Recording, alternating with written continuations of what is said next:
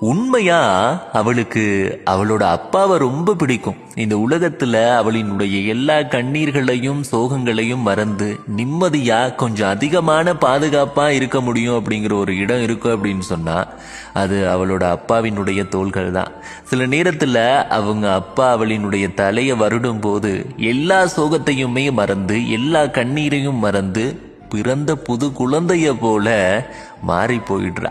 அவளினுடைய எல்லா சோக கதைகளையும் ஒரு நம்பிக்கையான இடத்துல சொல்லி வைக்க முடியும் அப்படின்னு சொன்னா அதை கண்டு சிரிக்காம அவளுக்கு ஆறுதல் சொல்லக்கூடிய ஒருத்தர் இந்த உலகத்துல இருக்கிறாங்க அப்படின்னு சொன்னா அவளுக்கு அவங்க அப்பா மட்டும்தான். இப்போ வரைக்கும் எல்லாத்தையுமே மிக பத்திரமாக எழுதி வைக்கின்ற ஒரு டயரிய போல அவங்க அப்பா அவளுக்கு ரொம்ப பிடிக்கும்.